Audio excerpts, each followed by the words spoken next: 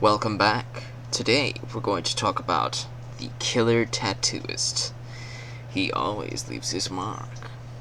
Now, this one is an Echo Breach SP releasing case here, but unlike most of them, this is in a Blu-ray case. And I believe I've talked about one of the Blu-rays that SP releasing Echo Bridge have done that I've picked up before, called Deadheading. Normally when something from these guys, not from these guys, this is more of an acquisition group, it's made by somebody else, but normally when they produce a Blu-ray version of a film, it tends to have a better attempt made at filming it. You know, it would be a little bit more competent. The other one that was on this channel that I uploaded is called Deadheading, which I honestly really enjoyed. So, did I enjoy this one? Honestly, yes, I did. I enjoyed it. Not as much as Deadheading, though. Not as much. There are some things in this that kind of show that it is low budget. There's a lot of things here that show the lack of budget. But where it succeeds is a lot like with what Deadheading did to succeed, is in its storytelling. They did the best they could with the lack of budget, and they expertly crafted a story that was both intriguing and well performed by most of the parties involved. Two actors in general, with the main focus. We have our killer, the killer tattooist, and yes, surprisingly, this is a good cover.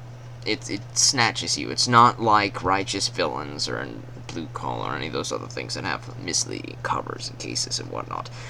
Everything that you see on the back here is actually shown in the movie, which is very well done. It's very well done. If you've watched the Righteous Villains video, you'll see that almost the entire case is misleading. There's nothing on that case, front or back, that was shown in the actual movie, which is very disappointing. But at least with here, this is actually competently made. There is an attention-grabbing cover here, and then everything on the back is actually in the film. They kind of give away who the killer is and all that stuff here, but I think the point of it is that you are supposed to know who the killer is from the start of the film. But the intrigue is how he gets away with it. A lot like Deadheading.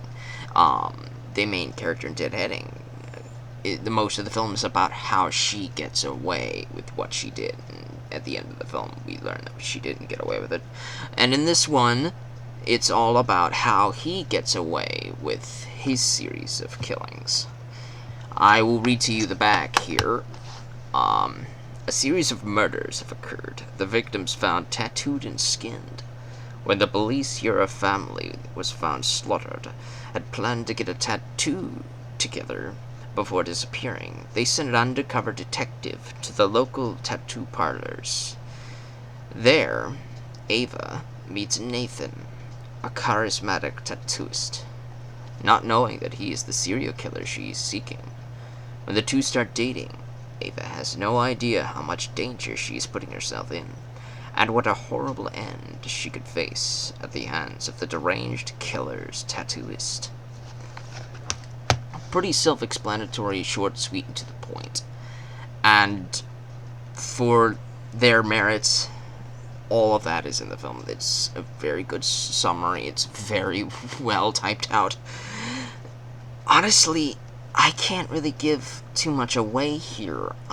This is actually one of the films that I want you to actually take a look at. I want you to actually find a way to find this thing somewhere. It's probably on streaming somewhere, maybe on Prime. Prime has a bunch of these things. Maybe on Tubi. Tubi has a bunch of these things. If you can't find it, maybe you'll find it at your local dollar store. Either way, it is an expertly done film. It is very full of intrigue. The main character, the actor's name, I can't tell you. There's no names in the front or whatever. I can't tell you who plays him. They don't really say here either. No. His name's probably down here somewhere. I don't care to waste time looking for it. Either way, the main character who plays the killer, Nathan, is very well acted. He's very well done here. There's a lot of filming techniques to try to hide the cheapness of the film, such as when you get to the killing scenes here. When you get to the killing scenes, it's not spoiling, it's on the back cover after all. When you get to some of the killing scenes, the tattoo killer, the camera looks away from all of the bloodier shots because they couldn't afford to show you too much of that. They drip blood on the ground, they show you that. But for the most part, all of the grittiness is in the imagination. You don't actually see the terror that's befolding you, which is really well done for a low budget here, because if they couldn't afford to show you all of that stuff, at least they could get you imagining it. And it works. I imagined it. And the intrigue really helped keep my attention from most of the start to finish. Now, like a lot of films, at least for me personally, it takes a while for the first act to really grasp at me. Very few films actually have a grasping first act. But when they have a grasping first act, they tend to be excellent films. This one, the first 5 minutes was kind of meh, but by the 10 to 15 minute mark, things really start picking up and I'm paying attention. And I'm in from then on. But if you can get through the first 5 to 10 minutes, you should be fine all the way through from start to finish, from then on to finish. The intrigue is really well done. The acting is really well done. It's all low budget though, so you don't expect any star named actors and all that stuff, but it's really well done.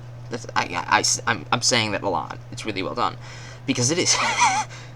I can't recommend this enough. Just like Deadheading was really well done because, you know, they managed to put it on Blu-ray and all this stuff. Deadheading was really well done. Killer Tattooist is really imaginative.